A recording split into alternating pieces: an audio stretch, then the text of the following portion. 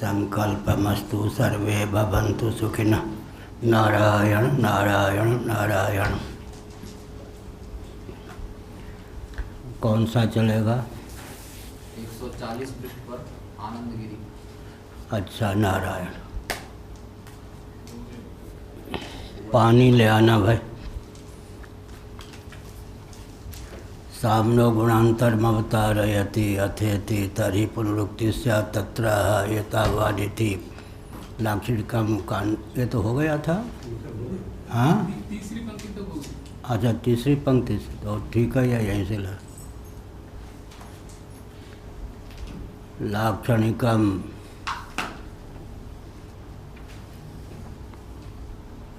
वर्णज्ञानपूर्वकम तदुच्चारणम अंतरम वर्णोदन्त्योयमिति लक्षणज्ञानपूर्वकं सुष्ठु वर्णोच्चारणं ममैव सामशब्दितः प्राणभूतस्य धनमिति यावत् लाक्षणिका सौस्वर्य गुणवत् प्राणविज्ञानवतो यथोक्त फललाभे हेतुवाह सुवर्ण शब्देति वाक्यार्थवाह लौकिकमेवेति फलेन प्रलोभ्याभिमुखीकृत्य किं तत्सुवर्णमिति शुश्रूषवे ब्रूते तत्सेति गुणविज्ञानफलमुपसंहारयति भवति इति साम्नः तत्शब्दवाच्यस्य प्राणस्य स्वरूपभूतस्य इति यावत्। नारायण।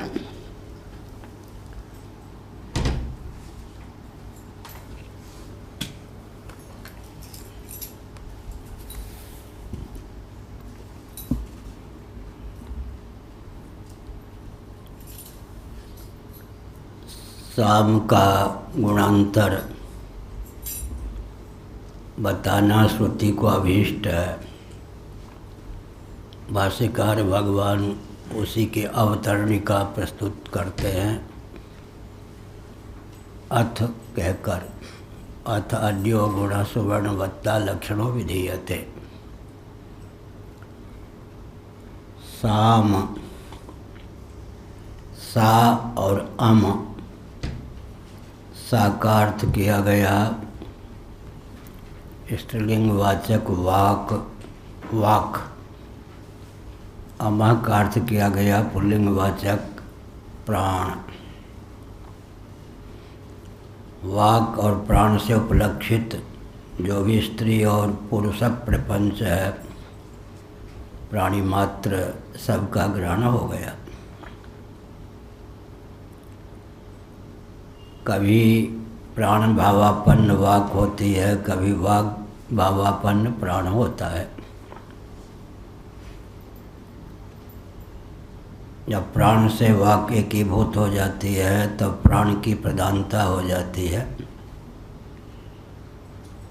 जब प्राण वाक से तादात्म्यपन्न हो जाता है तब वाक की प्रधानता होती है। लेकिन प्राण की प्रमुखता इसलिए है कि प्राण आसक्ति विहीन है, अहंकृति विहीन है। जिसके जीवन में आसक्ति होती है और अहंकृति होती है, जगह जगह मुक्की खाता है, उत्कर्ष के नाम पर अपकर्ष को ही प्रकट करता है। कर्मेंद्रियों में, ज्ञानेंद्रियों में कर्म के प्रति, भोग के प्रति समासक्ति होती है। इसलिए स्वप्नावस्था में भी कर्मेंद्रियों की, ज्ञानेंद्रियों की गति नहीं है। ये सुसुप्त हो जाती हैं स्वप्न में ही। कोई कह सकते हैं कि कर्मेंद्रियां, ज्ञानेंद्रियां उद्दीप्त रहती हैं तब स्वप्न होता है, तब मनोराज्य और स्वप्न की विभाजक रेखा विगलित हो जाएगी, तब स्वप्न का नाम मनोराज्य ही हो जाएगा। अतः कर्मेंद्रियों, ज्ञानेंद्रियों के सुप्त हो जाने पर, अंतःकरण के अर्ध सुप्त हो जाने पर, आत्म चैतन्य से अधिष्ठित अर्धनिद्रित अंतःकरण ही जब वासना की प्रगल्भता और निद्रा दोष के प्रभाव से ग्राह्य ग्राहक भाव के रूप में उद्दीप्त होता है, तब स्वप्नावस्था की प्राप्ति होती है। लंबा वाक्य हो गया। गद्य काव्य। कर्मेंद्रियां सो जाएं, ज्ञानेंद्रियां सो जाएं, अंतःकरण भी अर्धनिद्रित हो जाए, उस समय आत्मचैतन्य से अधिष्ठित अंतःकरण वासना की प्रगल्भता और निद्रा दोष के वशीभूत होकर जब स्वयं ही सही स्वप्नो भूत्वा इस बृहदारण्यक उपनिषद के अनुसार पृथ्वी, पानी, प्रकाश, पवन, आकाश, स्थावर जंगम प्राणी के रूप में उल्लसित हो तब स्वप्न होता है। कहो कर्नाटक जी। ये इनकी वाणी बहुत अच्छी लगती है हमको, तोतली, और उधर की भाषा का प्रभाव है ना हिंदी पर। हाँ, जब कर्मेंद्रिय और ज्ञानेंद्रिय नहीं रहते, सो जाती है, और जब अंतःकरण अर्धी अवस्था में होता है, उस वक्त जो पंच तत्व है उनका उनके कैसे बोले, हाँ ठीक है, ओ मन ही जब उनके रूप में भाषित होने लगता है, ऐसा तब स्वप्न की अवस्था होती है। हाँ, तब बैठ, इतना बहुत ठीक है बात। कर्मेंद्रियाँ सो जाएं, ज्ञानेंद्रियाँ सो जाएं, अंतःकरण अर्धनिद्रित या अर्धसुप्त हो जाए, वासना के वेग से और निद्रा दोष के प्रभाव से आत्मचैतन्य से अधिष्ठित अंतःकरण ही पृथ्वी, पानी, प्रकाश, पवन, आकाश, स्थावर जंगम प्राणी के रूप में उच्छलित हो तब स्वप्नावस्था की प्राप्ति है। चरक संहिता छांदोग्य श्रुति के 8वें अध्याय महाभारत शांति पर्व, इन सबको मिलाकर यह वाक्य बोला गया, एक जगह सारी सामग्री नहीं है। आयुर्वेद का ग्रंथ है चरक संहिता। फिर यहाँ पर महाभारत शांति पर्व में स्वप्न का बहुत अच्छा निरूपण है, छांदोग्य श्रुति के 8वें अध्याय में भी है। इन सब को मिला करके भी स्वप्न की बात कही गई। 14 करण जब पूर्ण रूप से जागरूक हों तब जागृत अवस्था है। 5 कर्मेंद्रिय, 5 ज्ञानेंद्रिय, अंतःकरण, चतुष्टय, मन, बुद्धि, चित्त, अहंकार, प्राण इनका सहयोगी बन जाए। प्राणस्पंदन से युक्त कर्मेंद्रियाँ, ज्ञानेंद्रियाँ, अंतःकरण हों, पूर्ण रूप से ये उच्छलित हों, अर्थक क्रियाकारिता संपन्न हों, तब जागृत कर्मेंद्रियाँ, ज्ञानेंद्रियाँ सो जाएं, अंतःकरण अर्धनिद्रित हो जाए, वासना के योग से, निद्रा दोष के प्रभाव से अंतःकरण ही जब ग्राह्य ग्राहक भाव के रूप में स्फुरित हो तब स्वप्न, और सुषुप्ति जब अंतःकरण भी बीजात्मक अविद्या के रूप में ही शेष हो रह जाए तब सुषुप्ति अवस्था की प्राप्ति होती। क्रम से संकोच है। बर्फ देखा है, हिम बर्फ, वो कर्नाटक में क्या बोलते हैं बर्फ को, भूल गए भाषा, वही बर्फ ही बोलते हैं शायद। बर्फ को बर्फ ही बोलते होंगे। अच्छा, बर्फ, ठीक।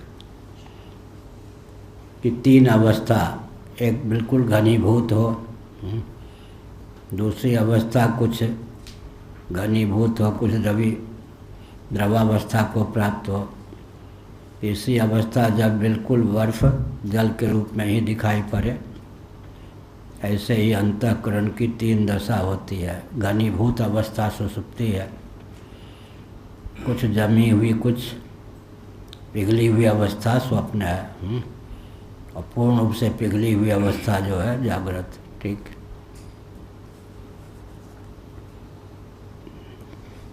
एक ऐसा विषय है कि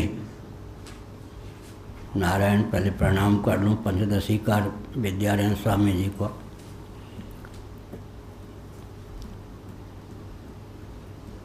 स्वप्न का प्रतिपादन करने में वहाँ भी चूक हो गई। वो गंभीर चूक है पंचदशी में। अपनी बात आगे चलकर अपनी बात से ही कट गई, इतना सूक्ष्म विषय है यह। और LF में हमने एक पेज में कहीं लिखा है, और वो विंदेश्वरी प्रसाद जी को भेजा भी था, उनकी कोई प्रतिक्रिया नहीं आई। तो ये विषय इतना गंभीर है कि पंचदशीकार विद्यानंद स्वामी जी एक जगह जो लिखे उसके विपरीत ही दूसरी जगह पहुंच गए। बहुत गंभीर विषय है, उनको प्रणाम है। नारायण। लाक्षणिकम कंठ्योयम वर्णः। लाक्षणिक का क्या अर्थ हुआ? लक्षण के द्वारा अको विसर्जनीया नाम कंठ इत्यादि। कंठ्य वर्ण अ क ख ग घ ये सब। ऐसे ही अष्ट संस्थान हैं व्याकरण के अनुसार वर्णोच्चारण के। कंठ, तालु, जिह्वा, मूली आदि। 9वां संस्थान है हृदय। 10वां संस्थान है नाभिमंडल के नीचे मूलाधार। मूलाधार से लेकर फिर नाभिमंडल में वाक पहुँचती है, प्राण के योग से उद्दीप्त होती है, जठराग्नि के योग से। उसके बाद हृदय देश में पहुँचती है। उसके बाद ये जो इतना हिस्सा है ऊपर का कंठ, तालु इत्यादि, ये अष्ट संस्थान हैं।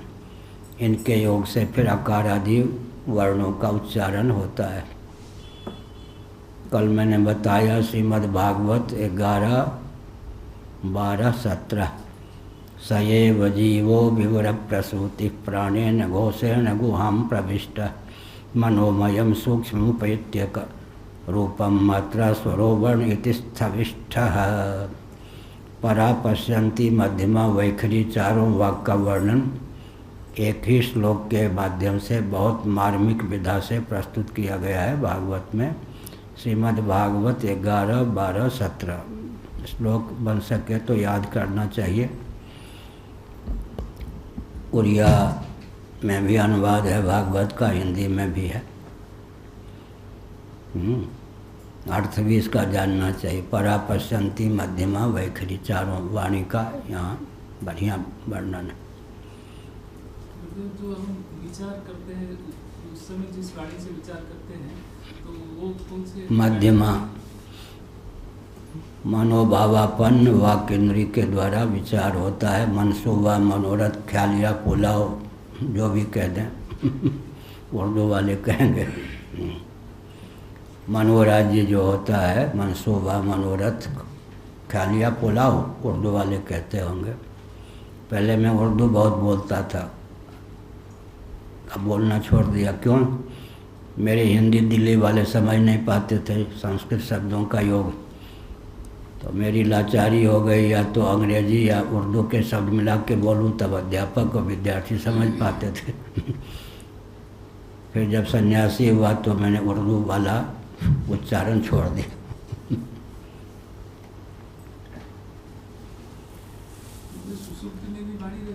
हाँ, सुसुप्ति में और के पास वाणी रही या न रहे, आपके पास तो जरूर रहती है। उस समय भी कोई मलाई दे दे या दालमा तो चल सकता है। बच्चे को देखा है, माँ दूध पिला देती है, भोजन डाल देती है तो ठीक है। और के पास वाणी रहती हो या न रहती हो, आपके पास तो सुसुप्ति में भी वाणी रहती ही होगी। क्यों? अष्ट संस्थानों से उच्चरित जो वाक्य है वो वैखरी। इस समय जो मैं बोल रहा हूँ वो वैखरी। वाक इंद्रिय मन से एकीभूत हो जाए और मन में ही संकल्प विकल्प योजना बने। आजकल मेरी योजना क्या बन रही है मालूम है? आपको हंसी आ जाएगी। मानसरोवर कैसे लेना है भारत में, हमारा मन, इसलिए आध घंटा विलम्ब भी हो गया। अभी हमारा युद्ध चलता है कहाँ? चीन के साथ। कहाँ? मानसरोवर क्षेत्र में युद्ध के मोर्चे पर हम। ब्रह्मानंद जी ने बताया आज पेपर में निकला है यही चीज आप से जो बोलते हैं वो वही लाइन लिखी है हमारा नहीं कहीं और। मुस्लिम दैनिक जागरण में निकला है। क्या निकला है? मुस्लिम संस्थान पर यह कि हमारी खिसकी धरती चीन की पाकिस्तान में हो गई है, वो वापस ले लो। मुसलमान बोलते हैं, वो बोलेंगे ही।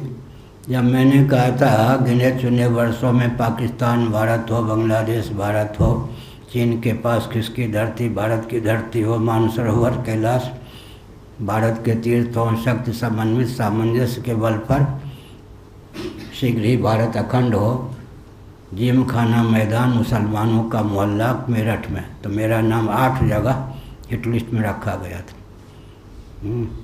मारने की सारी सामग्री थी, अपहरण की सारी व्यवस्था की गई थी।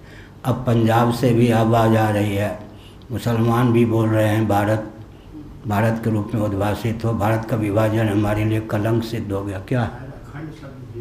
हाँ, वो तो आएगा ही। महाभारत शांति पर्व में लिखा गया, उधर धारा न चली जाए, पाठ न रह जाए। संशय शब्द का वहाँ प्रयोग है।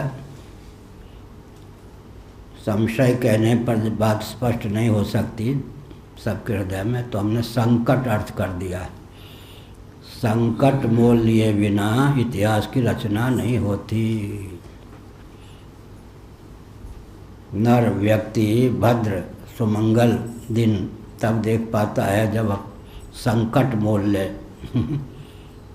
संकट मोल ले माने संशय, जिएगा तो भोगेगा, मर गया तो मर गया। संशय को स्वीकार किए बिना अर्थात संकट मोल लिए बिना इतिहास की संरचना नहीं होती। क्या? तो ऐसा है कि जब हम बोले थे भारत अखंड हो, और ये जो वाक्य बोला, मेरा नाम 8 जगह हिट लिस्ट में लिखा गया, जिम खाना मैदान मेरठ में मुसलमानों के मोहल्ले में बोला था मैंने। और कहाँ? कानपुर में हमारे व्यक्तियों को तो मुसलमानों ने हमला कर दिया था हमारी अनुपस्थिति में, जब बोल के चले आए थे। कानपुर में ये भी सब हुआ है। किसी को मार तो नहीं पाए, लेकिन बहुत तंग किया था मुसलमानों ने।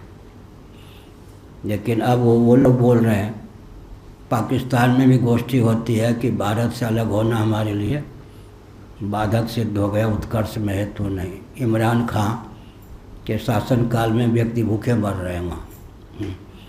तो भारत में अगर हम लोग मिले होते तो इतना ही नहीं, आगे आ रहा है। आखिर हम मुसलमानों को अपने पूर्वज की पहचान होनी चाहिए ना। मोहम्मद साहब मुसलमान थोड़े थे, या उनके पूर्वज। हिंदू लोग जो है कुछ भी अपना बचा के रखना नहीं चाहते हैं, सबका सब समर्पित ही करना चाहते हैं उनको। उन हिंदुओं की दालें नहीं गलेगी, चाहे मुख्यमंत्री हों का प्रधानमंत्री। तो कल आपने भेजा है क्या high court, Lucknow high court खंडपीठ में क्या निर्णय दिया? एक याचिका वकील ने दी थी कि गोहत्या को लेकर के घर में गोवध करना लोग मत के खिलाफ नहीं। क्या बता रहे हैं? घर कोई अगर किसी 4 दीवार के अंदर अगर कोई गोहत्या करता है तो उसमें कोई जनता को समस्या नहीं होना चाहिए, उससे लौकिक व्यवस्था में कोई अंदर नहीं आता है। अपने घर के अंदर अगर हाँ, उनके घर के अंदर उनको मार दिया जाए जस्टिस को, तो कोई प्रतिक्रिया नहीं होनी चाहिए। हमारी ओर से वक्तव्य प्रसारित कर दो। इस प्रकार के निर्णय देने वाले जस्टिस को कदाचित कोई घर के अंदर मार दे, अब बेटे ही पोते मार दे, या आतंकवादी घुस के मार दे, तो कोई प्रतिक्रिया नहीं होनी चाहिए। यही न्याय की विधा है क्या? आगे चले।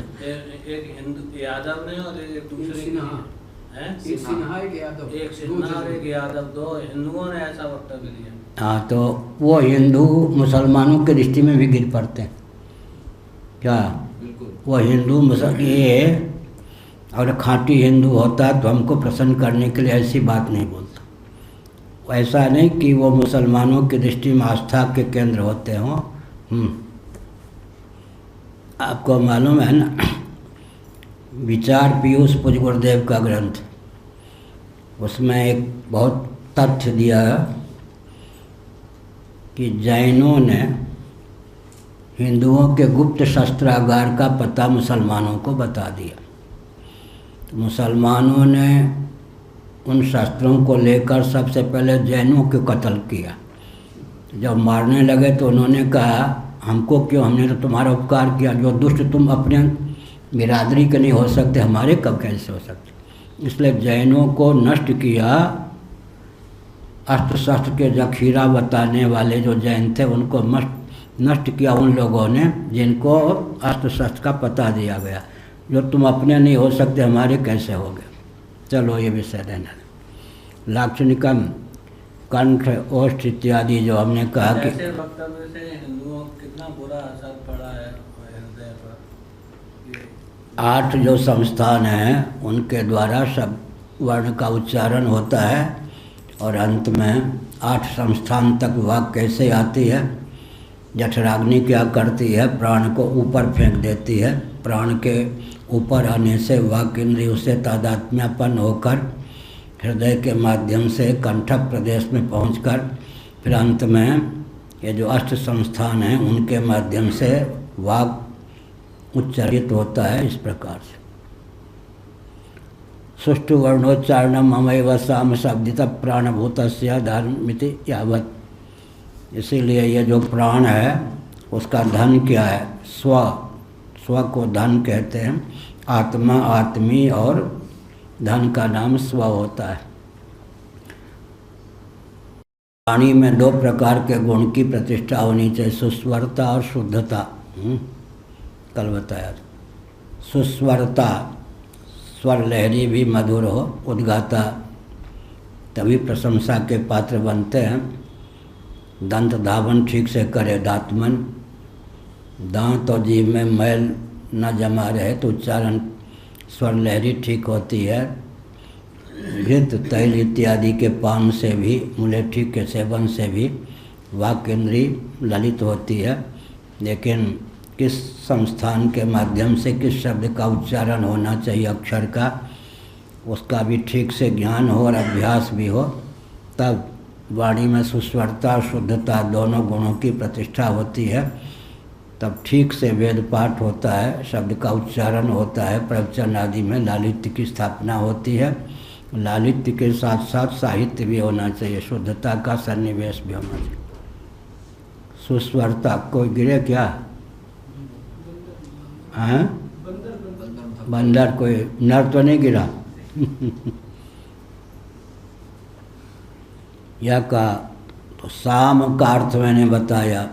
साम माने सदृश, साम का अर्थ है सा और अम। सा माने वाक, अम माने प्राण, वाक और प्राण। फिर प्राण को वाक को प्राण से एकीभूत कर दिया तो साम का अर्थ हो गया केवल प्राण। अंतर्निहित वाक हो गई तो साम का अर्थ हो गया प्राण। साम शब्दित प्राणभूतस्य, वही प्राणभूतस्य धनम इति। साम शब्द जो प्राण है उसमें लालित्य क्या है, सुस्वरता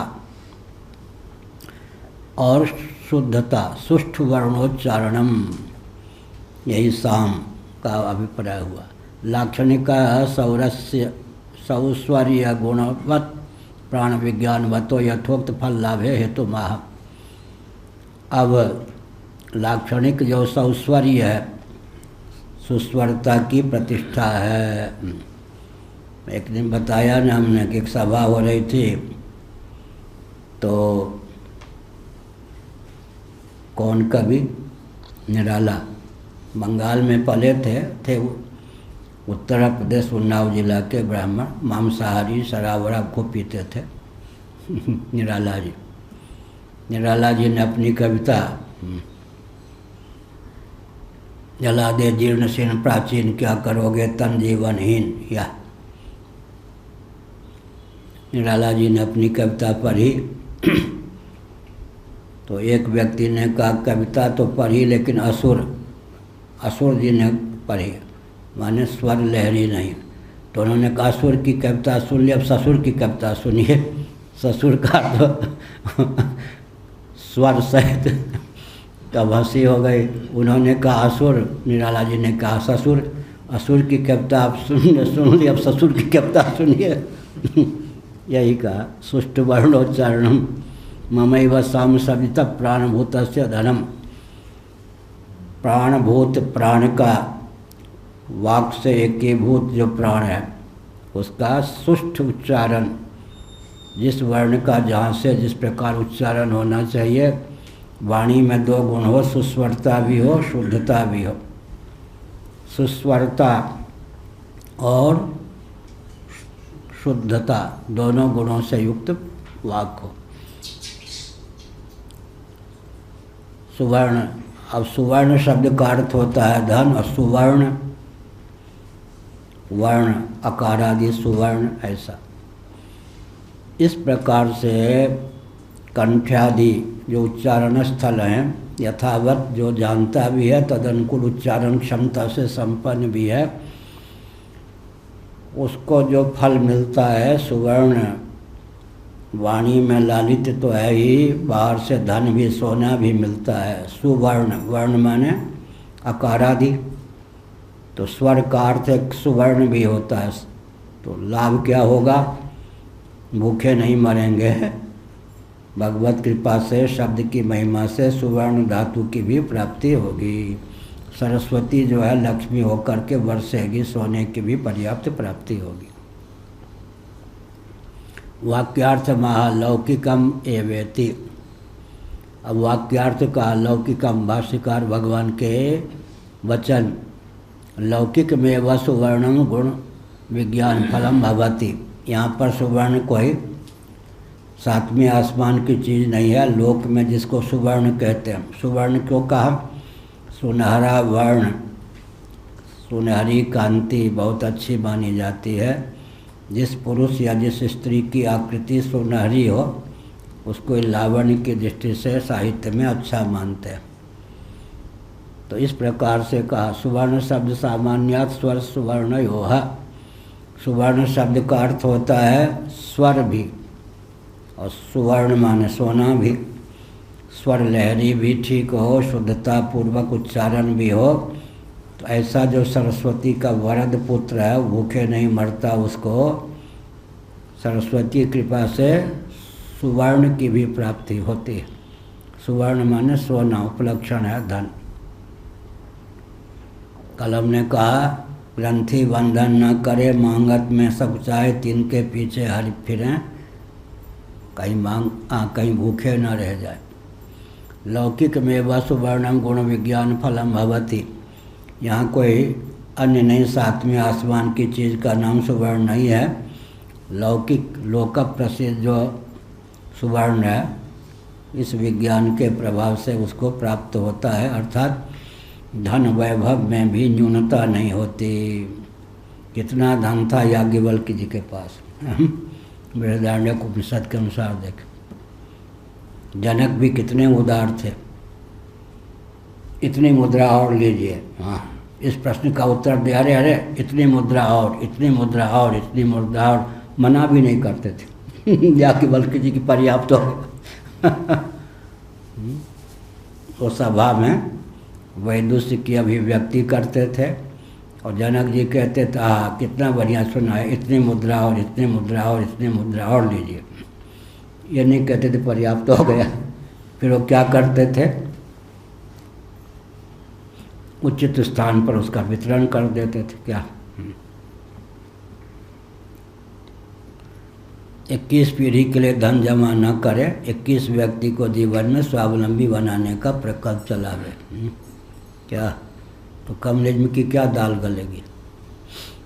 ये कम्युनिस्ट क्रिश्चियन मुस्लिम तंत्र जो हैं, हमारे प्रमाद के फल हैं। क्या अगर सनातन सिद्धांत को ठीक से समझा जाता और क्रियान्वित किया जाता, तो न कम्युनिस्ट होते, न क्रिश्चियन, न मुसलमान। अभी भी अगर सनातन सिद्धांत को ठीक से समझकर पालन किया जाए, तो इनकी कोई उपयोगिता ही नहीं रहेगी। किनकी?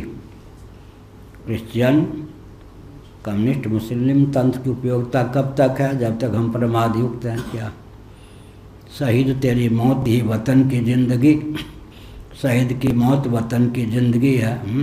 इसी प्रकार हमारा प्रमाद जो है, कम्युनिस्ट, क्रिश्चियन, मुस्लिम तंत्र का जीवन है। सिद्धांत को समझने और अनुपालन में जो भूल हुई, उसी के विस्फोटक परिणाम। इनसे भिड़ने की जरूरत नहीं है। निशस्त्रीकरण, इनसे भिड़ने की जरूरत नहीं है। अपनी भूल संभाल लें तो इनकी कोई उपयोगिता नहीं रहेगी, अदृश्य हो जाएंगे। दुर्जन सज्जन बनाने की फैक्ट्री है या नहीं कर्नाटक?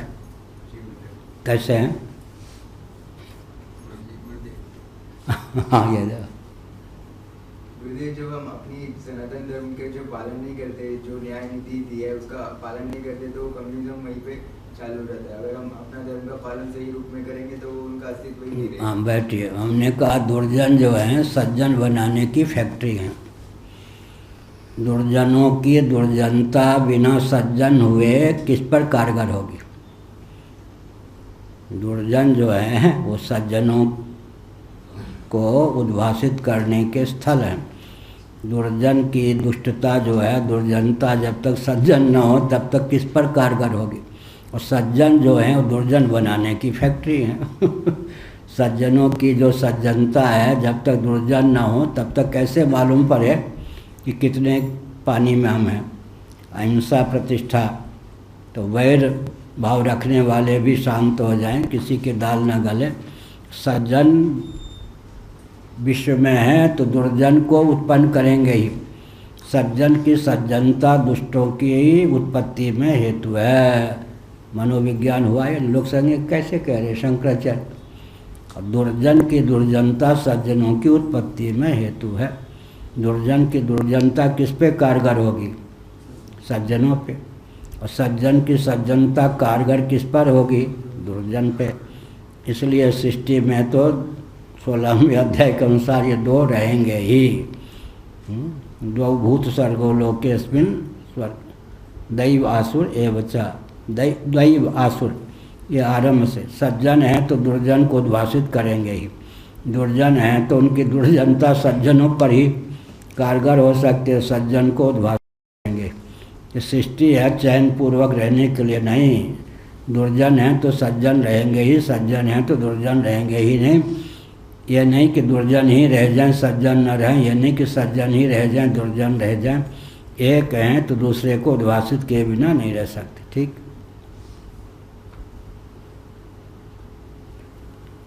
फलेन प्रलोभ्याभिमुखीकृत्य किं तत्सुवर्णमिति शुश्रूषवे भूते। फल का वर्णन करके क्या हुआ? जो पाठक होते हैं, अधिकारी होते हैं, जिज्ञास होते हैं, उनका मन में लोभ का उदय होता है, ऐसा फल तो हमको जरूर चाहिए। तो फिर वो क्या करते हैं? उस विद्या के प्रति समाकृष्ट होते हैं। राजविद्या राजगुह्यम गीता में भगवान ने पहले महात्म्य का वर्णन किया, फिर 14वें अध्याय में इदम ज्ञान उपाश्रित्य ममसा धर्ममागता सर्गे पिनोपजायन्ते प्रलयन व्यथन्ति च। फल का वर्णन पहले कर देने पर आकर्षण हो जाता, हाँ ऐसा फल तो चाहिए, ऐसा फल तो चाहिए, ऐसा फल तो चाहिए। अभी क्या विसंगति है? सुख चाह मूढ़ न धर्मरता। धर्म का फल ही सुख है। सुख तो सब चाहते हैं लेकिन धर्म में रति नहीं है।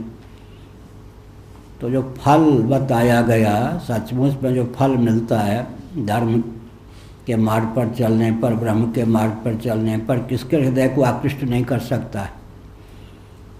फल सबको आकृष्ट करता है, लेकिन वो फल की उपलब्धि तभी हो सकती है जब साधन का आलंबन भी लिया जाए।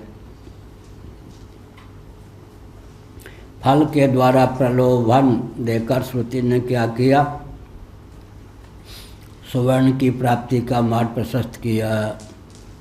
शुश्रूषावे, सुनने की इच्छा जिनके जीवन में है उनके, और शुश्रूषावे ब्रूते, सेवा शुश्रूषा से जो अपने गुरुदेव को प्रबंधित करते हैं। श्रद्धावान लभते ज्ञानम तत्परा संयतेन्द्रिय यह तद्विधि प्रणिपातेन परिप्रश्नेन सेवया। गुण विज्ञान फल उपसंहरति। गुण विज्ञान का जो फल है उसका उपसंहार करते हैं भवती कहकर। भवती हास्य सुवर्णम यह एवं एतत् सामना सुवर्णम वेद इति पूर्वत सर्वम। उसको सुवर्ण अवश्य मिलता है जो इस प्रकार साम के सुवर्ण को जानता है। सामवेदी को धन अवश्य मिलेगा। साम का धन कौन है? स्व लालित्य, स्वर में लालित्य। अंतर्निहित गुण कौन है?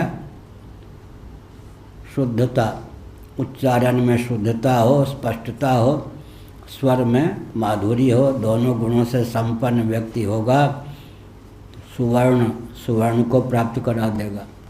वर्णोच्चारण में भूल नहीं, इस विधा से क्या लालित्य भी होना चाहिए, शुद्ध भी होना चाहिए। शुद्धता और लालित्य दोनों के संयोग से क्या होगा, इसी का नाम साहित्य है। साहित्य माने शुद्धता और लालित्य दोनों से संपन्नता ही साहित्य है। साहित्य की क्या परिभाषा बन गई? हाँ, शुद्धता और लालित्य दोनों गुणों से संपन्नता ही साहित्य है। साहित्य का ग्रंथ हुआ या नहीं? शुद्धता और लालित्य दोनों से संपन्नता का नाम साहित्य है। दो साहित्य की परिभाषा है गई।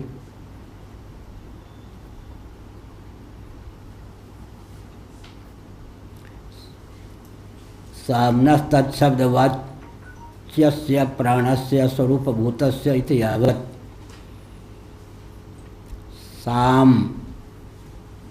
साम का अर्थ कर दिया। फिर कितने प्रकार के अर्थ किए? कई अर्थ हैं। पहला है समत्व, सम का नाम ही साम हो गया। राक्षस का नाम ही जैसे राक्षस हो जाता है, ऐसे ही सम का नाम ही साम, समत्व। दूसरा अर्थ क्या हुआ? सा और अम, वाक और प्राण। तीसरा अर्थ क्या हुआ? प्राण की प्रधानता हो गई, वाक का उसमें सन्निवेश हो गया, तो प्राण। तीन प्रकार से साम का अर्थ बताया गया प्रकरण में। सा और अम, वाणी और प्राण। यह साम का अर्थ सम ही साम है। समत्व, समत्व का नाम साम। फिर वाक और प्राण का नाम साम। फिर प्राण भावापन्न वाक, वाक भावापन्न जो प्राण है उसका नाम भी साम हो गया।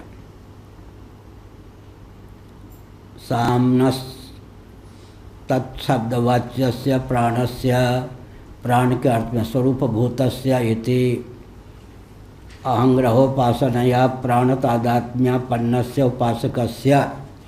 अब यहाँ वो फल कैसे मिलेगा? प्राणोहम, प्राणात्मा में हूँ, इस प्रकार जो अहमिति है वह सुदृढ़ हो जाएगी, तब प्राणोपासक को उस फल की प्राप्ति होगी जिस फल का यहाँ पर वर्णन किया गया है। उपासना के दो स्तंभ हैं, दो मूल हैं। कौन? पहली बात है आसक्ति, उसके बाद है अहमिति। आसक्ति आस्था पूर्वक सन्निवेश का नाम है आसक्ति। आसक्ति और अहमिति, उपास्य के प्रति आसक्ति, प्रीति, भक्ति और अंत में अहमिति। अहमिति का अर्थ क्या हुआ? अहंग्रहोपासना अर्थात आत्मबुद्धि। पहले आत्मीय बुद्धि, फिर आत्मबुद्धि। उपास्य में आत्मीय बुद्धि और अंत में आत्मबुद्धि। उपासना के दो क्या हैं? मुख्य अंग हैं। पहले आत्मीय बुद्धि, फिर आत्मबुद्धि। आसक्ति जिसमें होती है उसमें अभिस्वंग हो ही जाता है। कल भी मैंने कहा, परसों भी, चौथे रोज भी। आसक्ति का पर्यवसान क्या है? अभिस्वंग। अभिस्वंग का अर्थ क्या है? ममतास्पद में अहमता जाके चिपक जाना, यही अभिस्वंग है। आसक्ति का पर्यवसान है अभिस्वंग। ममतास्पद में अहमता जाके चिपक जाए, इसी का नाम है अभिस्वंग। अब 27वां नारायण।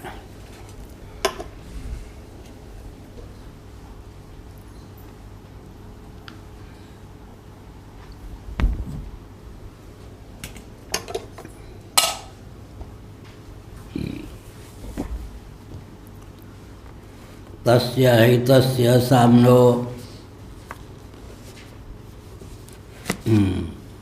यह प्रतिष्ठां वेदा प्रतिह तिष्ठति तस्य वैवागेव प्रतिष्ठा वाचि ही खल्वेशः एतत् प्राणः प्रतिष्ठितो गीयते अत्र इत्युहैक आहुः।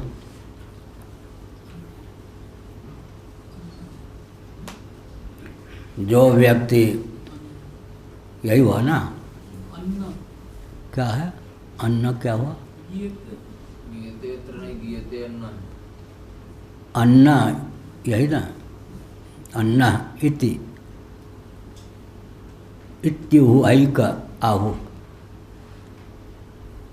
इत्युहैक आहु, ठीक। तस्य क्या मतलब हुआ? अन्न पाएंगे, अन्न जल आदि का सेवन करेंगे तो गान की क्षमता रहेगी। गायक कितना बड़ा भी हो, उसको भोजन पानी देना बंद कर दो फिर क्या है, नानी याद आएगी। मौसी नहीं याद आएगी, नानी नहीं याद आएगी। इसीलिए कुछ लोग कहते हैं कि शरीर प्रतिष्ठा है, कुछ कहते हैं अन्न प्रतिष्ठा है। इसका अभिप्राय है कि अन्न जल का सेवन करेगा तो शरीर स्वस्थ रहेगा, तब वो गान आदि में सफल होगा। तस्य ह एतस्य साम्रोय प्रतिष्ठां वेद। एतस्य और तस्य दोनों को मिलाकर बोलते हैं उस, इस, तस्य उसका, एतस्य इसका, दोनों में तालमेल बैठा परोक्ष की अपरोक्षता का वर्णन करके। श्रुतियों की शैली है, श्रुति की शैली। तस्य ह एतस्य उस, इस शाम की प्रतिष्ठा को जानता है, वो प्रतिष्ठित होता है। हम शाम की प्रतिष्ठा को समझेंगे तो हमारे जीवन में कौन सा गुण आएगा? हम लोक में प्रतिष्ठित हो जाएंगे, जहाँ जाएंगे क्या बिना दलाल के ही पूजित प्रतिष्ठित हो जाएंगे। क्या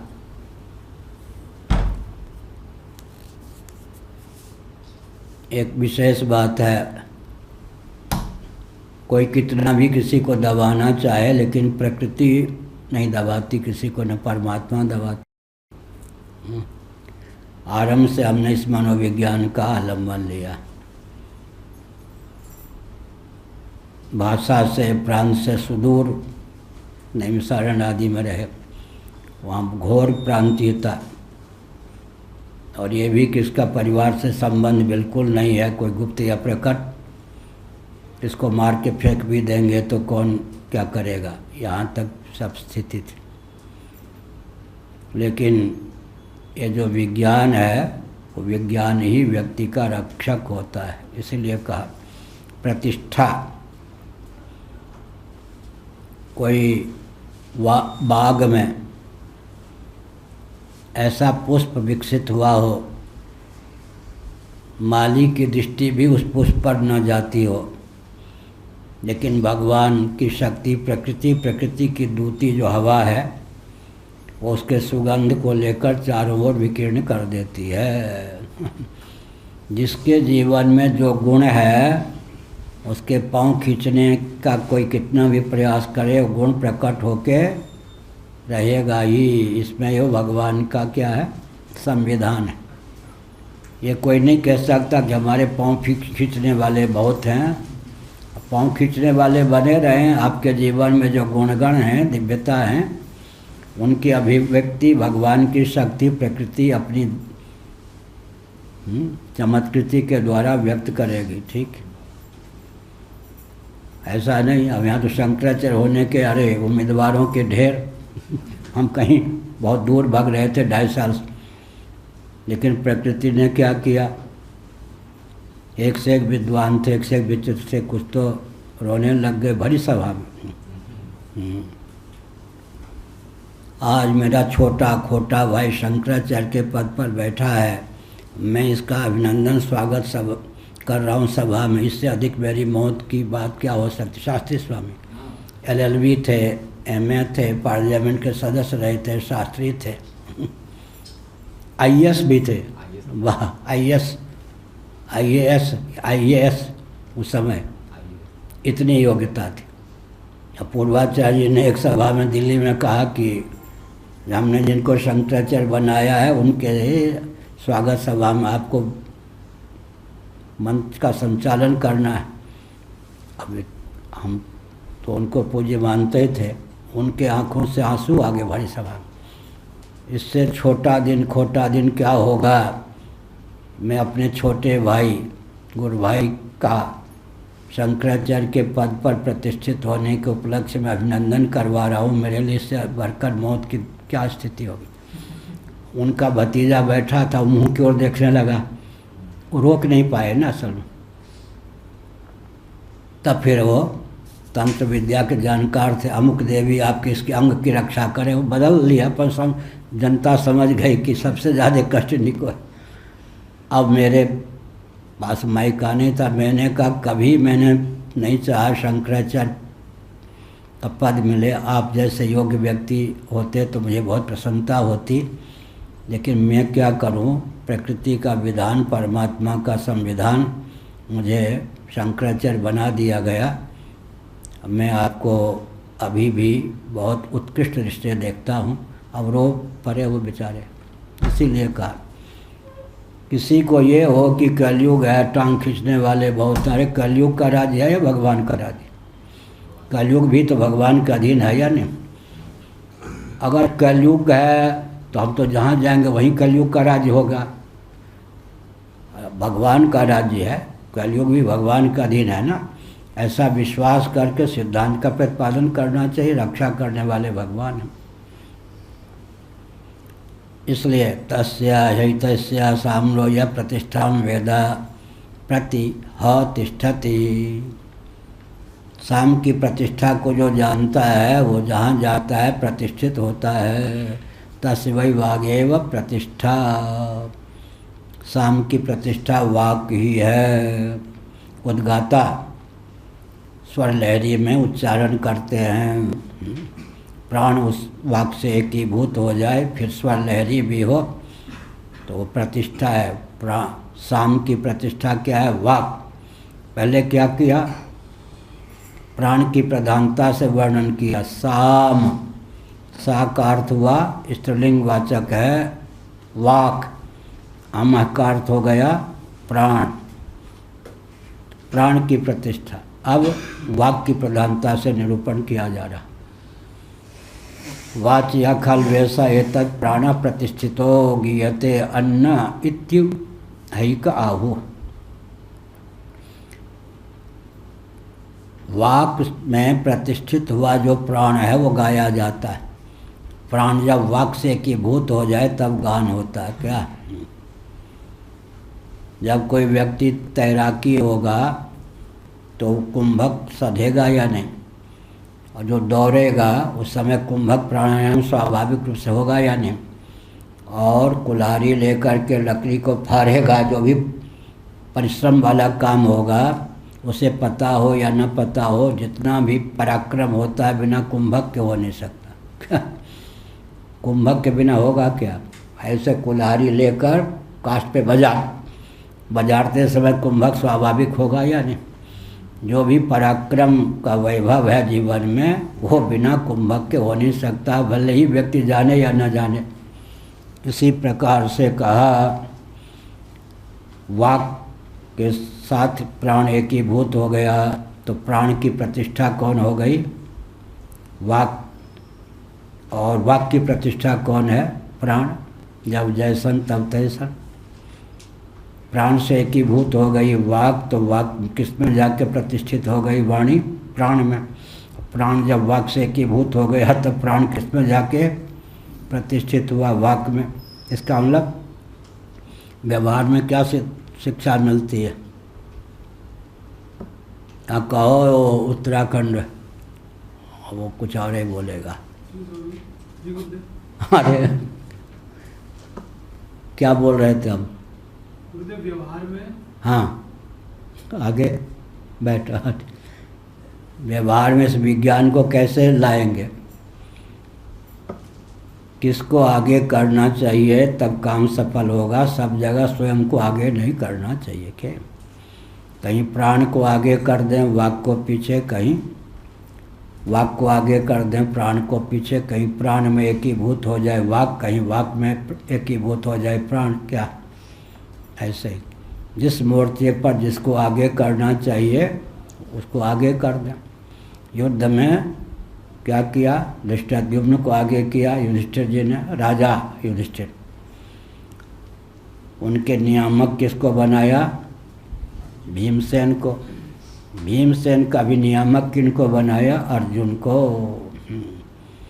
बड़े भाई कहते कि अरे अर्जुन मेरा नियामक हो नहीं, ये युद्ध का मोर्चा है। धृष्टद्युम्न सेनाध्यक्ष भले ही हो गए, उनका नियामक भीमसेन, भीमसेन के भी नियामक अर्जुन। छोटा बड़ा अपनी जगह सब ठीक है, लेकिन जिस मोर्चे पर जिसको आगे करना चाहिए, जिसको बीच में जिसको पीछे, अगर वहाँ व्यक्तित्व आ गया तो काम नहीं बनेगा। सब जगह मैं आगे ही रहूँगा, सब जगह मैं पीछे ही रहूँगा, सब जगह मैं बीच में ही रहूँगा, यह अभिनिवेश नहीं। कार्य सिद्धि का प्रकार ये है, जिसको जहाँ आगे करने से काम बनता हो वहाँ आगे कीजिए।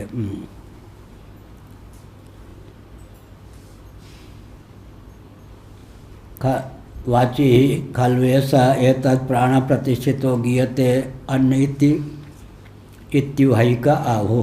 कुछ महानुभावों का कहना है कि श्रुति कह रही है ना, अर्थात किसी के मत को जान करके कह रही है। कल मैंने कहा, परसों भी कहा, श्रुति में जो आख्यायिका होती है, श्रुति में जो इतिहास होता है, वो घटना घटने के बाद का द्योतक नहीं है।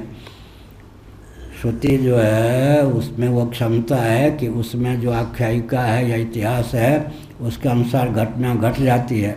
घटना का अनुगमन करके श्रुति की संरचना होगी तो वेद पौर से सिद्ध होंगे या पौर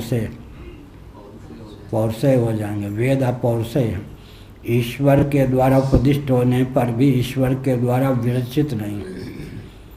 वेद हम लोग अपौर से मानते हैं, ईश्वर की संरचना भी वेद नहीं, ईश्वर के द्वारा उपदिष्ट सृष्टि विषयक ईश्वर के ज्ञान में अभंग आनपूर्वी घटित शब्द राशि का नाम वेद है। सच्चिदानंद स्वरूप सर्वेश्वर के सृष्टि विषयक विज्ञान में अभंग आनपूर्वी घटित शब्द राशि का नाम वेद है। कौ कर्नाटक कठिन काम है, उसमें कोई हंसी की बात नहीं। ये वाला तो नहीं पता, लेकिन आपने जो लास्ट टाइम बताया था कि मनोविज्ञान में, मनोमय कोश में वेद का स्थान होता है। हाँ, मन की गति और वेद की गति दोनों एक। वाह, कहीं तो बताया, बहुत बढ़िया। ठीक ठीक, बैठ, बहुत अच्छा, बढ़िया। इंद्रियों की गति केवल वर्तमान तक सीमित है, मन की गति भूत भविष्य वर्तमान तीनों कालों में और कालातीत अव्याकृत आत्मा में भी इंद्रियों में वेद की प्रतिष्ठा न होकर मन में ही तैत्तिरीय उपनिषद के अनुसार वेद की प्रतिष्ठा है, क्योंकि मन और वेद का लक्षण यह है, यच्च त्रिकालातीतम तदप्योंकार एवं। कालगर्भित और कालातीत दोनों पदार्थों में मन की गति है। इसी प्रकार वेद की गति भी कालगर्भित और कालातीत। कालातीत कहाँ से लेते हैं, अव्याकृत को प्रथम कालातीत आरोह क्रम से, फिर आत्मा को अंतिम कालातीत, यह हुआ। इसी प्रकार से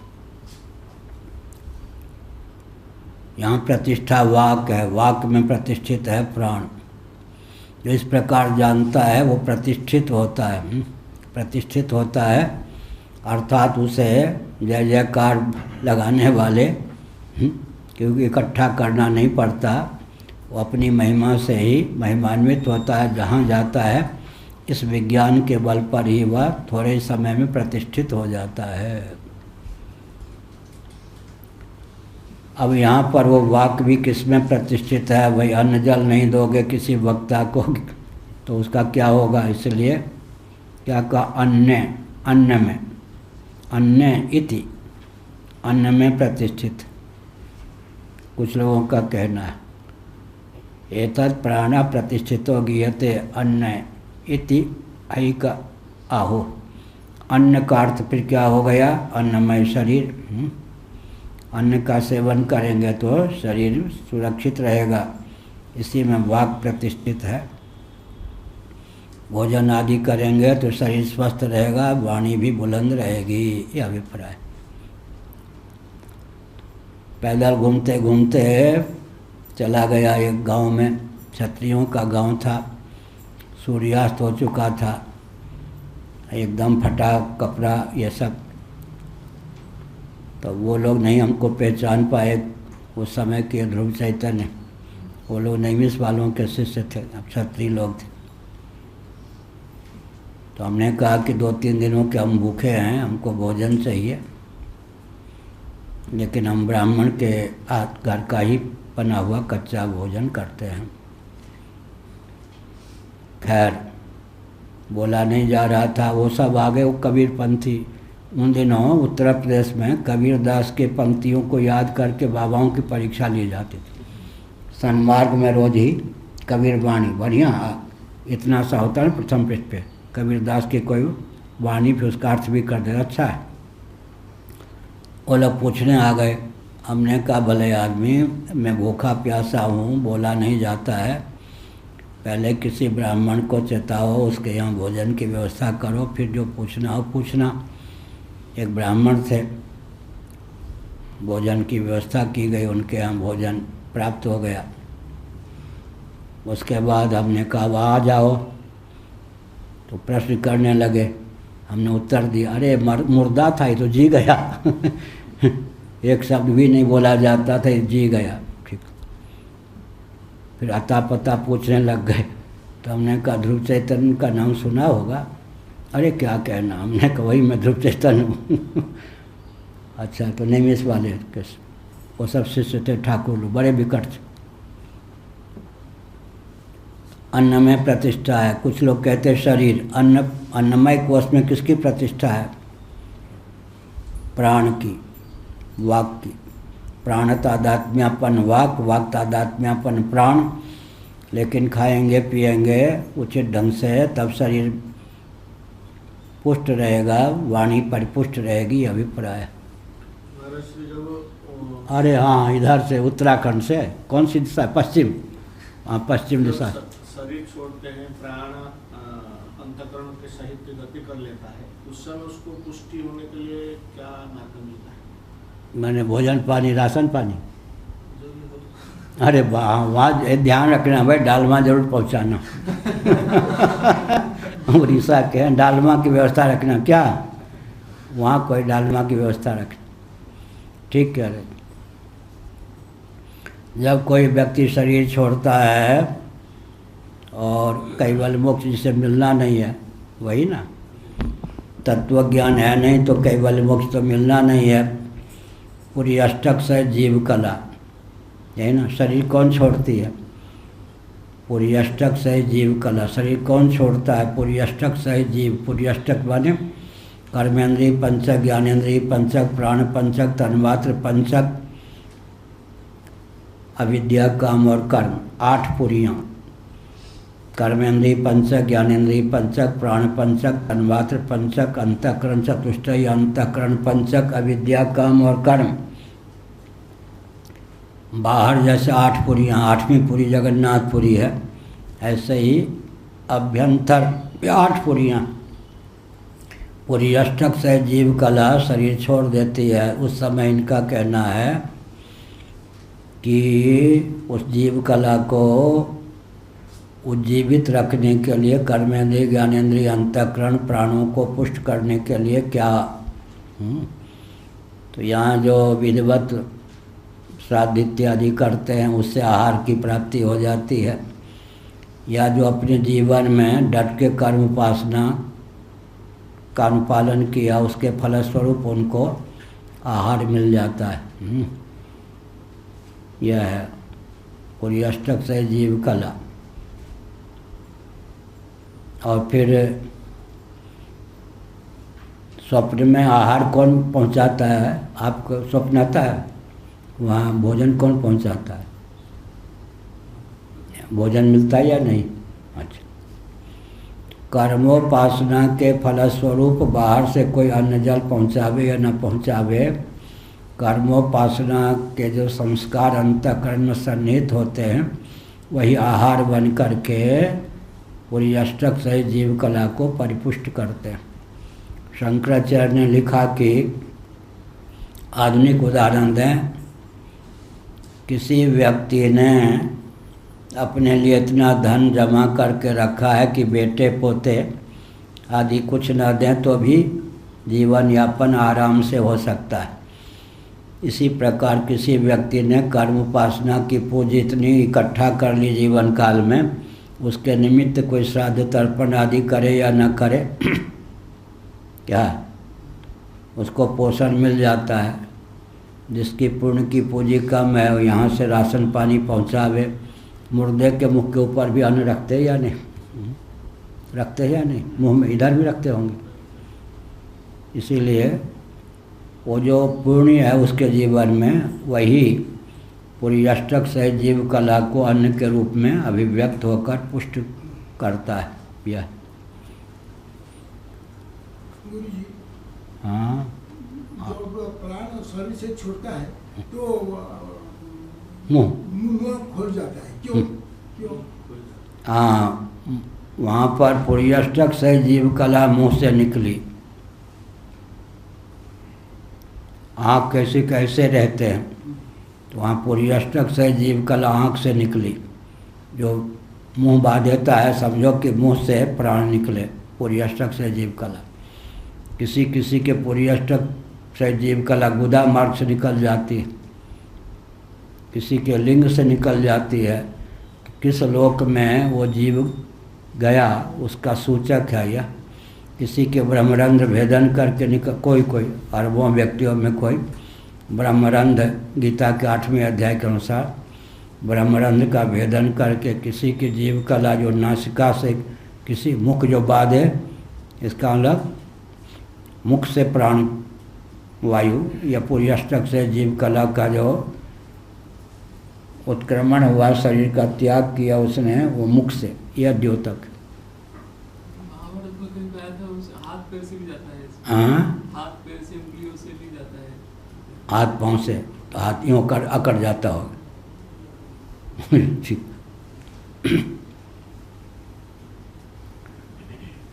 ये हो गया ना। अब क्या चलेगा 27वें के भाष्य से तथा प्रतिष्ठा गुणम विधित सन्ना, यही ना। इस प्रकार से 8वीं टिप्पणी सुवर्णवत, स्व का अर्थ है धन, तो सुवर्ण है। प्रतिष्ठा गुणम 9वीं टिप्पणी उक्ताभ्याम अभ्यंतरम, यह प्रतिष्ठा गुण विधित सन्नाह, प्रतिष्ठा गुण का निरूपण करते हैं। प्राण की प्रतिष्ठा कौन, यह तस्य ही तस्य सामनो यह प्रतिष्ठा वेद, यह तस्य एतस्य सामनः, इस साम की प्रतिष्ठा को जो जानता है स्वयं भी प्रतिष्ठित हो जाता है। ये गुरुदेव जैसे अभी बताया कि मुंह पर मरने के बाद में तो रखा जाता है लौंदा। अब जो लाखों की संख्या में जो महामारी से मर गए उनका फिर कैसे क्या होगा, उनकी मुक्ति आदि का कोई प्रश्न?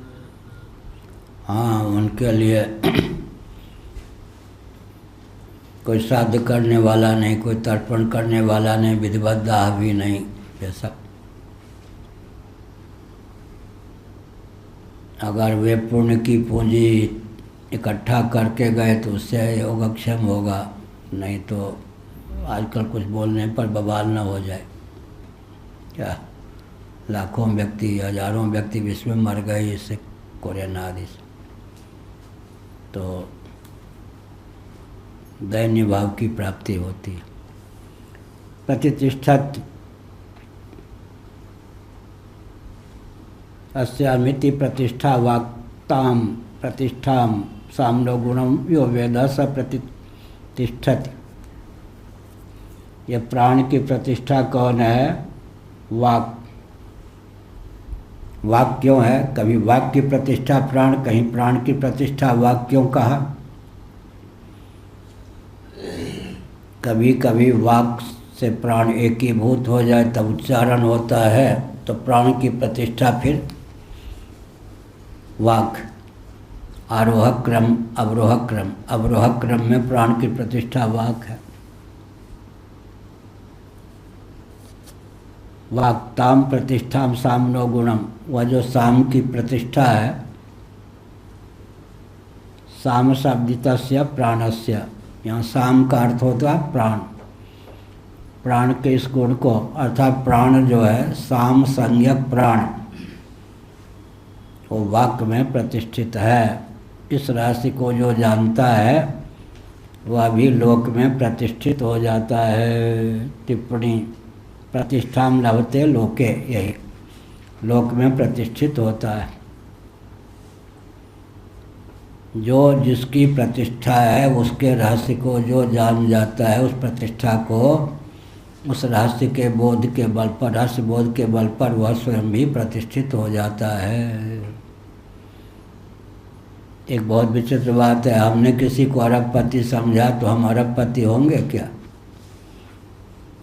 होंगे? उनकी उपासना की। हाँ, याद है भाई, तादात्म्यपत्ति के बल पर हम हो सकते हैं। यही बढ़िया, ठीक समझा। साम की प्रतिष्ठा वाक, इस रहस्य को जो जानता है, इस रहस्य बोध के बल पर वह लोक में जहाँ कहीं जाता है प्रतिष्ठित होता है, उपासना के बल पर। तम यथा यथोपासते, आगे तथैव भवति इतना जोड़ लेना चाहिए मन में। मुद्गलोपनिषद का यह वचन इति श्रुते है, भगवान शंकराचार्य ने इतना उद्धृत किया, तम यथा यथोपासते। मुद्गलोपनिषद हमें याद है, तथैव भवति इतना अंश और जोड़ लें, मुद्गलोपनिषद का यह वचन, तम यथा यथोपासते तथैव भवति। जिस प्रकार उपासना करता है उसी प्रकार का हो जाता है। उपासक उपास्य के अनुरूप ही गतिमति स्थिति लाभ करता है।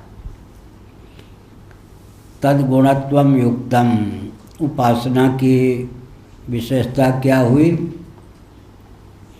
उपास्य के गुण को अपने में आत्मसात कर लेना, यही ना।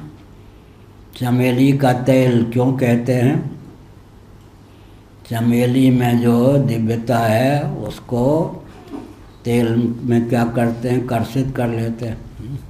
ऐसे हिंगवा आम, हींग में जो दिव्यता है, आम की गुठली को हींग के रस में क्या करते हैं? छोड़ देते हैं। हींग के रस को गुठली पी लेती है। उस गुठली से जो आम का वृक्ष होता है उसमें जो फल लगता है उसके गंध भी हींग जैसे, स्वाद भी हींग जैसे, फल भी हींग जैसे। कपूरिया आम, कर्पूर रस, कर्पूर को रस का रूप दे दिया, उसमें गुठली को रखा, गुठली ने वो कर्पूर के रस को पी लिया। उस आम की गुठली से, कहाँ लिखा है? योग वासिष्ठ में, और देखा भी है हमने, कपूरिया आम, हिंगवा आम सब कहते हैं ना। बनाया भी है ऐसे, भावना के बल पर उन वृक्षों को लगाया भी है। योग वासिष्ठ में लिखा है मूलतः। तो क्या हुआ? आम तो है, कपूरिया नाम, हिंगवा नाम रख दिया ऐसे। तो हींग में क्या हुआ? हींग में जो गुण है, हींग के रस में गुठली को पाक दिया, गरम करके नहीं, हींग के रस में गुठली को रखा, गुठली ने क्या किया? हींग का रस सोख लिया। उस गुठली के माध्यम से जो आम का वृक्ष होगा उसमें जो फल लगेगा, हींग जैसे गंध और हींग जैसा स्वाद और हींग जैसा गुण आ जाएगा। ऐसे ही भावना के बल पर उपासना किया क्या विशेषता है? तम यथा यथोपासते तथैव भवति। जिसकी हम उपासना करते हैं तादात्म्यपत्ति के बल पर वही हो जाते हैं। इसमें दार्शनिक सिद्धांत क्या है? मन में तादात्म्यपत्ति की क्षमता सन्निहित है। अभी इसके अनुकूल, अभी इसके अनुकूल, अभी इसके अनुकूल, वो जो तादात्म्यपत्ति की क्षमता है वही बहुभवन सामर्थ्य के रूप में परिणत हो जाती। क्या तादात्म्यपत्ति की क्षमता बहुभवन सामर्थ्य के रूप में परिणत हो जाती है। अनादिकाल से कभी स्त्री के आकार के, कभी पुरुष के आकार के, कभी आम के आकार के, कभी किसी के आकार के का मन बनता गया। वो सबके संस्कार हैं। तो स्वप्नावस्था में कभी पृथ्वी हो जाता है मन, कभी जल, कभी तेज, कभी वायु, कभी आकाश, कभी छुछुंदर, कभी बंदर, कभी कबूतर, कभी वृक्ष, कभी नारंगी, कभी खाजा, क्या कभी नदी। यह तादात्म्यपत्ति की जो क्षमता है वो बहुभवन सामर्थ्य को द्योतित करने वाली है। तादात्म्यपत्ति मन जो है तादात्म्य को, तद्रूपता को प्राप्त होता है। विषयान् ध्यायतश्चित्तं विषयेषु विसज्जते मां मनुस्मरतश्चित्तं मय्येव प्रविलीयते। क्या लेकिन संसार में कोई भी ऐसा विषय नहीं है जिस विषय का चिंतन करके फिर मन विषयांतर के चिंतन में प्रवृत्त न हो। केवल भगवान ही ऐसे हैं। विषयान् ध्यायतश्चित्तं, श्रीमद्भागवत 11 स्कंध है। विषयान् ध्यायतश्चित्तं विषयेषु विसज्जते, रहने दें, अपने आप पुस्तक गिरेगी। विषयान् ध्यायतश्चित्तं विषयेषु विसज्जते मां मनुस्मरतश्चित्तं मय्येव प्रविलीयते। मेरा चिंतन करता हुआ चित्त मुझ में ही प्रविलीन हो जाता है। फिर अन्य में प्रविलीन होने की या अन्य के आकार को प्राप्त होने की आवश्यकता नहीं रहती। कोई ऐसा विषय नहीं है जिसका वर्णन करके सदा के लिए हम कृतार्थ हो सकें। विषयांतर में रमने की भावना शांत हो जाए। केवल भगवान ऐसे हैं जिनमें मन रम जाने पर फिर विषयांतर में रमण की भावना और योग्यता दोनों विगलित हो जाती।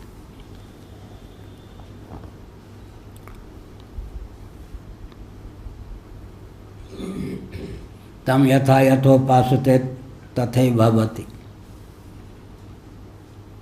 योग दर्शन। हाथी जैसा बलवान होने के लिए क्या करना चाहिए? व्यायाम आदि करना चाहिए। व्यायाम आदि। हाथी का ध्यान करना चाहिए। हाथी नहीं हो जाए, हाथी जैसा बल मुझे प्राप्त हो। हाथी के बल योग दर्शन। हाथी के बल का चिंतन करते करते व्यक्ति के जीवन में हाथी का बल आ जाता है। यही विभूतिपाद का अर्थ क्या है? विभूतिपाद योग दर्शन। और 11 स्कंद श्रीमद्भागवत। मन में तादात्म्यपत्ति की क्षमता है, अतएव बहुभवन सामर्थ्य से संपन्न है मन। हाथी के बल को कर्षित उसमें तो रहेगा ही, धारणा के बल पर हाथी जैसा बल भी प्राप्त कर सकता है व्यक्ति। तो कोई कहेगा आपने क्यों किया? हम जानते हैं हमने किया नहीं, हमको पसंद नहीं, वो मार्ग पे चले नहीं, हमारा मार्ग रिद्धि सिद्धि का है नहीं, भगवत प्राप्ति का मार्ग। लेकिन विधा यही। यहाँ पे हाँ, यहाँ पे क्या हुआ? भगवान शंकराचार्य जी ने प्रबोध सुधाकर में कहा कि जैसे तुम्बा है, तुम्बा तुम्बा जो फल है उसको बहुत वेग पूर्वक जलाशय में छोड़ते हैं, धक्का फेंकते हैं तो वो उतने ही वेग से उसको बाहर कर देता है। ऐसे ही भगवत स्वरूप आत्म तत्व में मन लगाते हैं, वो बार बार फिर उतने ही वेग से, जितना वेग से छोड़ते हैं वो बाहर कर देता है। तो जो भागवत का वचन है कि मां मनुस्मरतः चित्तम मय्येव प्रविलीयते, किस अवस्था में जा करके फिर वो लीन होगा, इसका निर्धारण कैसे होगा? बार बार तो ऐसे ही होता है। कैसा होता है? जैसे प्रबोध सुधाकर में कहा, कभी फिर लगता है, फिर उच्चाट होता है, फिर लगता है। तो अभ्यास करते दृष्टांत क्या हुआ? दृष्टांत दिया। तुम्बा जो है पानी में जैसे बलपूर्वक फेंकते हैं तो जितना बल से फेंकते हैं उतने ही बल से फिर वो तुरंत बाहर आ जाता है। पानी का क्षेत्रफल इतना हो कि पानी के बाहर कुछ ना हो, तब तुम व्यक्ति का स्थिति होगी।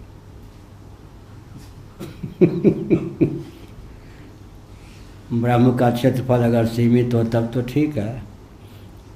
पानी का क्षेत्रफल इतना हो, पानी से ऊपर उठ जाता है ना, पानी का क्षेत्रफल इतना हो कि तुम्हें ऊपर उठे तो आखिर जाएगा कहाँ? हाँ, पानी में ही ना।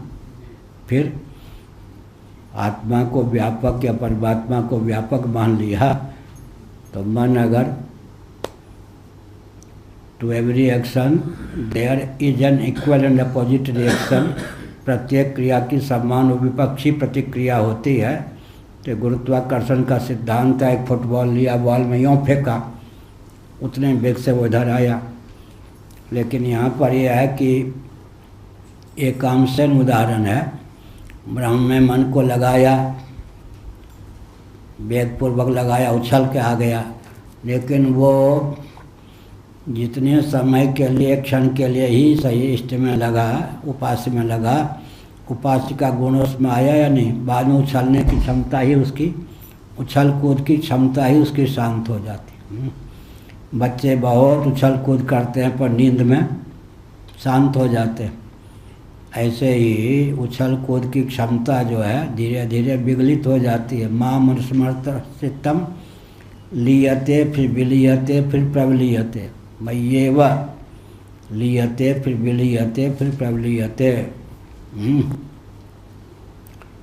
यह है अभ्यास से। अभ्यासाद् रमते यत्र दुखांतम से निगच्छति। अभ्यास करते करते फिर क्या होता है? मन सर्वतो भावेन चित्तम चिदिति जानीयात् तकार रहितम यदा। शंकराचार्य भगवान का वचन है। चित्तम चिदिति जानीयात् तकार रहितम यदा तकारो विषयाध्यासः जपारागो यथा मणौ।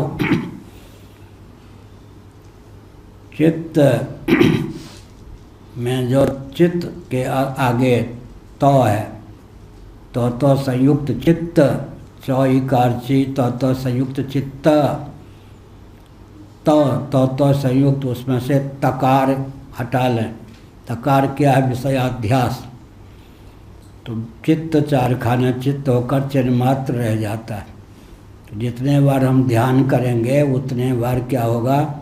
विषयाध्यास की न्यूनता होगी। अंत में लौकी वाली जो बात है, उचट करके भागने की क्षमता ही शांत हो जाएगी। यह अभिप्राय।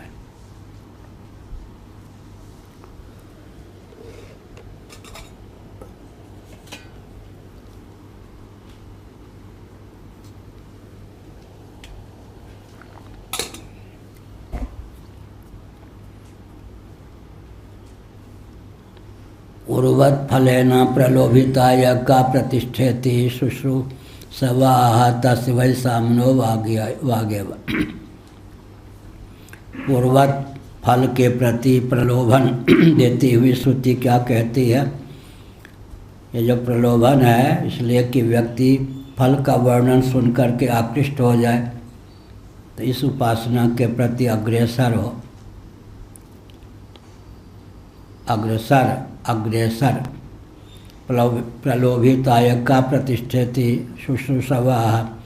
इस तथ्य को सुनने की इच्छा वाले को कहते हैं तस्य वै सामनो वागेव। उस इस साम का की वाक ही प्रतिष्ठा है। प्राणात्मक जो साम है उसकी वाक ही प्रतिष्ठा है। वाक वाला क्या चीज़ है? वाक वागिति जिह्वा मूलादीनाम स्थानानाम आख्या। जिह्वा मूली आदि, आगे कंठ का भी नाम लेंगे। कंठ, ओष्ठ, जिह्वा मूली आदि जो अष्ट संस्थान हैं, इसी का नाम है वाक इति जिह्वा मूलादीनाम स्थानानाम आख्या। स्थानों का नाम है, आख्या माने नाम। यह साम की प्रतिष्ठा कौन है? वाक। वाक की लक्षणा इसमें क्या है? वाक के अभिव्यंजक अष्ट संस्थान, वहीं से फिर ये साम माने वाक विशेष वाक की अभिव्यक्ति कहाँ से होती है? अको विसर्जनीयानाम कंठ इत्योषानाम तालु रसानाम मूर्धा, ये सब ये अष्ट संस्थान। सैव प्रतिष्ठा तदाह वाचा तेषां ग्रहणे हेतु पर वाची इत्यादि वाक्यम वाची जिह्वा मूलादिषु ही यस्मात् प्रतिष्ठितः सन्नेश प्राण एतद् गानम गीयते गीति भावम आपद्यते तस्मात् साम्ना प्रतिष्ठा वाक् वाची ही जिह्वा मूलादिषु ही यस्मात् प्रतिष्ठा जिह्वा मूलादि कंठ इत्यादि जो अष्ट संस्थान हैं उसकी प्रतिष्ठा है, प्रतिष्ठित है वाक। प्राण की प्रतिष्ठा वाक, और वाक में प्राण एतद् गानम गीयते गीति भावम आपद्यते तस्मात् साम्ना प्रतिष्ठा वाक्। इन संस्थानों से जब प्राण एकीभूत हो जाता है तभी अकारादि अक्षर या वर्ण की अभिव्यक्ति होती है। इसलिए कहा क्रिया विशेषण में तद गानम गीयते गीति भावम आपद्यते तस्मात् साम्ना प्रतिष्ठा वाक्। इसलिए साम की प्रतिष्ठा वाक है। अन्य प्रतिष्ठितो गीयते इति वो है केन्य आहु। वाक को न कह के कुछ महान भाव ऐसा भी मानते हैं कि अन्न में प्रतिष्ठित है साम, तो भी ठीक ही है। अगर अन्न जल आदि का सेवन करेंगे तो वाणी स्फुट रहेगी, तो साम की प्रतिष्ठा होगी। यह प्रतिष्ठत इत्युक्तम, इस अन्न में ही प्रतिष्ठा है। मन का पोषक भी अन्न ही है, वाक् इत्यादि का पोषक भी अन्न ही है। इस प्रकार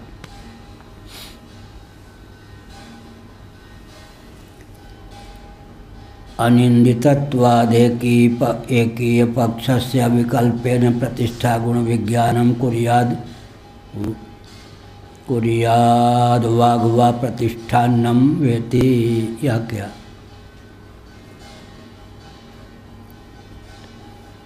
साम की प्रतिष्ठा कौन है? वाक।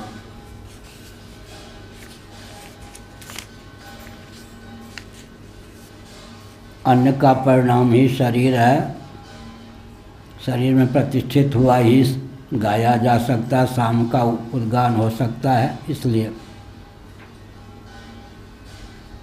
अन्न प्रतिष्ठा है, यह ठीक है। और जो कहते हैं कि शरीर प्रतिष्ठा है, वो भी ठीक ही है। वाक की प्रतिष्ठा शरीर है, अन्न है, अन्न का परिणाम शरीर है ही। इस प्रकार से वाक प्रतिष्ठा है अथवा अन्न प्रतिष्ठा है, ये भी कह सकते हैं। किसकी? प्राण की।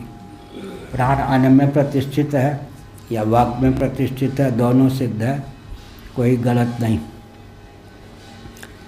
यह प्रतिष्ठति इत्युक्तम अनिंदितत्वादेकीय पक्षस्य विकल्पेन प्रतिष्ठा गुण विज्ञानम कुर्याद वाग्वा प्रतिष्ठानम वेति।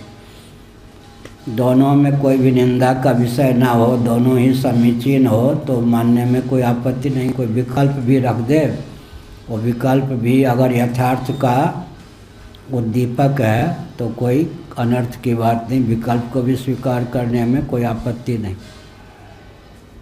ये कौन सा हुआ? 27वां।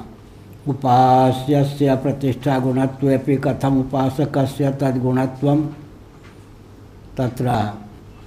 ठीक है, उपास्य की प्रतिष्ठा के गुण का वर्णन कर दिया, तो उपासक में उस गुण की प्रतिष्ठा कैसे होगी? अहमिति के बल पर आसक्ति की पराकाष्ठा अंग्रह उपासना में उसके तम यथेति, वही यथा यथोपासते तथैव भवति। आदि पदार्थ उरः शिरः कंठ दंतौष्ठ नासिका तालूनि गृह्यन्ते। आदि पद से जिह्वा मूली का नहीं कर दिया। आदि पद से क्या है? उर हृदय, शिर, कंठ, दंत, ओष्ठ, नासिका, तालु, ये सब संस्थान हैं व्याकरण के अनुसार, जिनके योग से अकारादि वर्णों की अभिव्यक्ति होती है। किमित्यष्टौ स्थानानि वाक्यति उच्यन्ते तत्र वाचिहिति।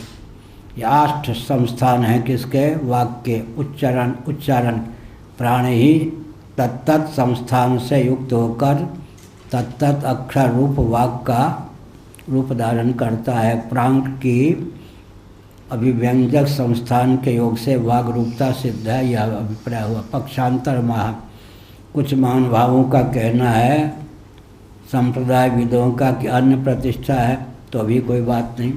अन्न शब्द न तत्परिणामो देहो गृह्यते। अन्न शब्द का यहाँ पर अन्न का परिणाम है शरीर, वही गृह्य है, ग्राह्य है। इसका मतलब वाक्य की प्रतिष्ठा अन्न है। अन्न का अर्थ हो गया अन्नात्मक स्थूल शरीर, अन्नमय कोश, अर्थात अन्न का जल का सेवन करने पर देहेंद्रीय प्राणांतःकरण की परिपुष्टि होती है, और जब देहेंद्रीय प्राणांतःकरण की परिपुष्टि होती है तब वाक स्फुट रूप से अभिव्यक्त होती है। एक ये पक्ष युक्ति माह, इस पर कहते हैं कि कोई इसमें उक्त युक्तिकम वाक्यम आह, इसमें भी बिना युक्ति की कोई बात नहीं है, ऐसा स्वीकार करने में भी कोई आपत्ति नहीं। इस प्रकार की बात भी ठीक ही है, चाहे शरीर को कहें चाहे अन्न को कहें। इस प्रकार प्राण की प्रतिष्ठा वाक है, वाक की प्रतिष्ठा अन्न है, अन्न की प्रतिष्ठा क्या करेंगे? अन्न का परिणाम शरीर है तो शरीर को प्रतिष्ठा कह दें, कोई आपत्ति नहीं।